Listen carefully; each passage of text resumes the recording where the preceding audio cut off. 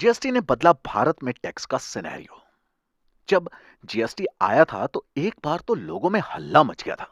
कोई कह रहा था कि ये टैक्स जनता की कमर तोड़ के रख देगा, तो कोई कह रहा था कि इससे देश की अर्थव्यवस्था रॉकेट बनकर आसमान छूने लगेगी। अब कहने वाले हजार तो बातें भी हजार, और हिंदुस्तान में तो 125 करोड़ हैं। लेकिन अगर देखा जाए तो जीएसटी ने बिजनेस की दुनिया की शक्ल बदल के रख दी है। इसके बहुत सारे कारण हैं जिन्हें मैं इस एपिसोड में बताने वाला हूं। अगर कुछ आपको मालूम हो तो आप भी बताइएगा। सबसे पहली खासियत तो यही है इसकी कि इसकी वसूली प्रोडक्शन पर नहीं बल्कि कंजम्पशन पर होती है। यानी जीएसटी सिस्टम में टैक्स तब बनता है जब कोई सामान या सेवा बेची जाती है। उस सामान या सर्विस की लास्ट प्राइस पर जो भी जीएसटी बनता है वो उसमें ऐड कर दिया जाता है। सामान या सर्विस की सप्लाई देने वाला यानी सेलर इसे सप्लाई लेने वाले यानी कंज्यूमर से वसूलता है। बाद में इसे सरकार के खाते में जमा कर देता है। मतलब यह कि जीएसटी की वसूली की जिम्मेदारी सामान या सर्विस देने वाले पर होती है। दूसरा है कि किसी भी सामान के प्रोडक्शन से लेकर लास्ट कंज्यूमर के हाथ में पहुंचने तक इसे कई बार खरीदा बेचा जा सकता है। अब क्योंकि जीएसटी सिस्टम में हर परचेज और सेल्स पर टैक्स चुकाना पड़ता है, ऐसे में सामान लास्ट कंज्यूमर तक पहुंचने पर बहुत महंगा हो जाएगा।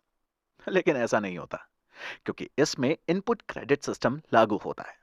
इस सिस्टम में आखिरी स्टेज पर टैक्स लगने से पहले जहां जहां टैक्स जमा किया गया है उसको वापस पाने का भी सिस्टम है।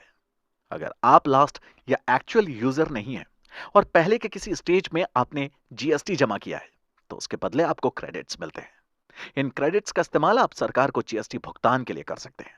हर महीने जीएसटी रिटर्न भरने के दौरान आप टैक्स क्रेडिट सिस्टम के माध्यम से अपना जीएसटी एडजस्ट भी करा सकते हैं। अब ये टैक्स क्रेडिट सिस्टम क्या है, ये मैं एग्जाम्पल के साथ आगे बताऊंगा। तीसरा है कि जीएसटी के पहले जो टैक्स सिस्टम था उसमें न सिर्फ एक सामान पर कई अलग अलग टैक्स लगते थे, बल्कि कई मामलों में टैक्स के ऊपर भी टैक्स लग जाते थे। ऐसा इसलिए होता था क्योंकि बहुत से सामान दो या दो से ज्यादा की कैटेगरी में आ जाते थे। अब यह दिक्कत हो गई है खत्म, क्योंकि अब जीएसटी फाइनली कंज्यूमर को ही अदा करना है। बीच में अगर किसी को जीएसटी चुकाना पड़ा है तो उसका पैसा टैक्स क्रेडिट सिस्टम से एडजस्ट हो जाता है। चौथा है कि जीएसटी सिस्टम में सारे सौदों की जानकारी ऑनलाइन अपडेट रखनी है। हर सौदे की रसीद सप्लाई लेने वाले और सप्लाई देने वाले दोनों के पास रहेगी। दोनों अपनी अपनी रसीदों की मदद से टैक्स क्रेडिट पा सकेंगे।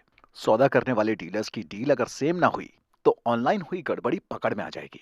वहीं हर स्टेज पर जीएसटी जमा होने की जिम्मेदारी ऊपर वाले कारोबारी की होने से टैक्स भुगतान की चेन नहीं टूटेगी, क्योंकि कोई भी कारोबारी अपने क्रेडिट का नुकसान नहीं करना चाहेगा।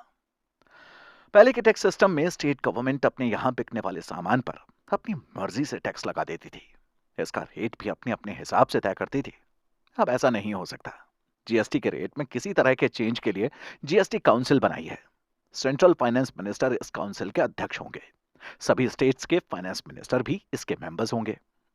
जीएसटी काउंसिल के किसी किसी फैसले पर सेंटर के पास 1/3 शक्ति वोट्स की शक्ति होगी और 2/3 शक्ति स्टेट गवर्नमेंट्स के पास होगी। हर राज्य की वोटिंग पावर बराबर होगी। काउंसिल के किसी भी फैसले की मंजूरी मिलने के लिए उसे काउंसिल के 3/4 वोट्स की जरूरत होगी। वैसे अगर आपको लग रहा है कि जीएसटी से सिर्फ बिजनेसमैन लोगों को फायदा हुआ है, तो ऐसा नहीं है। जीएसटी से हमारी सोसाइटी के हर क्लास के लोगों को फायदा हुआ है। जीएसटी सिस्टम लागू होने से टैक्स सिस्टम में ट्रांसपेरेंसी और रिस्पॉन्सिबिलिटी बढ़ गई है। इससे एक तरफ सरकार को सुविधा हो गई है, वहीं दूसरी तरफ बिजनेसमैन और कंज्यूमर्स के लिए भी ये फायदेमंद हो गया है। कैसे हुआ है, आइए इसे समझते हैं। कॉमन मैन के लिए फायदे ये हैं कि सामान पर तरह तरह के टैक्स से छुटकारा मिल गया है। टैक्स के ऊपर टैक्स खत्म होने से चीजों की कॉस्टिंग अब बेवजह नहीं बढ़ती। दूसरा, जिंदगी के लिए जो चीजें बहुत ज्यादा एसेंशियल हैं उन पर टैक्स के रेट कम रखे गए हैं। इससे कॉमन मैन के ज्यादा काम आने वाली चीजें सस्ते में मिल रही हैं और गरीब और कम आमदनी वाले लोगों को कम दामों की वजह से राहत मिली है। तीसरा है कि कारोबार का ज्यादा से ज्यादा हिस्सा जीएसटी के दायरे में आ जाने से सरकार की आमदनी बढ़ेगी। इससे एजुकेशन, हेल्थ, ट्रांसपोर्टेशन जैसी आम लोगों की सुविधाओं में डेवलपमेंट के लिए इस्तेमाल किया जा सकता है। ये तो हुई आम जनता की बात। अब जानते हैं कि जीएसटी से बिजनेसमैन को क्या फायदे हुए हैं। बिजनेसमैन के लिए फायदे ये हैं कि हर राज्य में टैक्स का अलग अलग ढांचा होने से कारोबारियों के लिए उसे समझना आसान नहीं था। तरह तरह की चुंगियां अलग से बोझ बढ़ा देती थी। टैक्स ऑफिसर्स और एम्प्लॉयज भी इन कॉम्प्लिकेटेड रूल्स और रेगुलेशंस का बहुत ही गलत फायदा उठाते थे। अब कारोबारियों को इन झंझटों से नहीं गुजरना पड़ता। जीएसटी सिस्टम में कारोबार के सारे डॉक्यूमेंट्स ऑनलाइन होते हैं। इससे फैक्ट्स को तोड़ मरोड़ कर पेश नहीं कर सकते।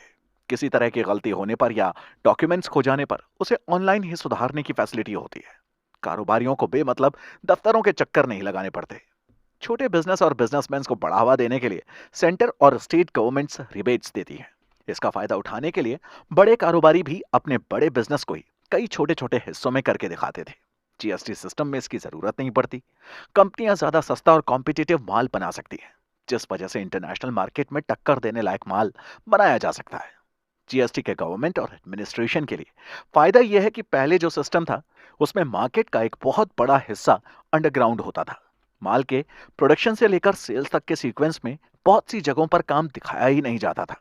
उन पर टैक्स भी सरकार को नहीं मिल पाता था। जीएसटी में ऐसे छूटे हुए लोग भी अब टैक्स की इस चेन में जुड़ चुके हैं। इससे टैक्स चोरी की गुंजाइश कम हो जाती है और सरकार की इनकम बढ़ती है। हर स्टेज पर खरीदारी और सेल्स के बिल का मिलान होना जरूरी होता है। तभी पहले के स्टेजेस में जमा किया गया टैक्स क्रेडिट का फायदा कारोबारियों को मिल सकेगा। इस चेन में क्योंकि हर किसी को बिल देना और बाद में उनकी रसीद पेश करना जरूरी होगा। इससे मार्केट पूरी तरह से अकाउंटेड हो जाएगा और ब्लैक मार्केटिंग पर लगाम लगेगी। पहले जो टैक्स सिस्टम था उसमें एक ही सामान अलग अलग स्टेट्स में अलग अलग दाम पर मिलता था। कुछ लोग इसका फायदा उठाते थे और आसपास के राज्यों से सस्ते सामान की स्मगलिंग करते थे।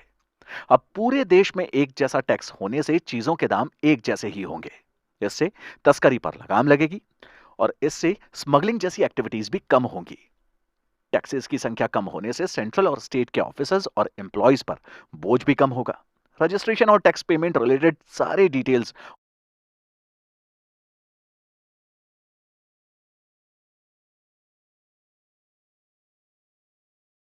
निगरानी बहुत आसान हो जाएगी। रिकवरी की लागत में कमी आएगी। सरकारों के लिए टैक्स एडमिनिस्ट्रेशन और मैनेजमेंट का काम बहुत आसान हो जाएगा। अगर आपको भी जीएसटी आने के बाद कुछ राहत मिली हो तो बचत के पैसों से थोड़ा दान धर्म शुरू कर दीजिए। इसके दो फायदे हैं। पहला तो ये कि आप थोड़ा पुण्य कमा लेंगे और दूसरा ये कि दान धर्म के नाम पर इनकम टैक्स में छूट भी अच्छी मिल जाती है। सोच लीजिए, ये वो आदत है जिसमें फायदा ही फायदा है। और हाँ, जब भी दान करने का मन हो मुझे जरूर बताइएगा। मैं पहुंच जाऊंगा आपके दरवाजे पर अपनी झोली फैलाए।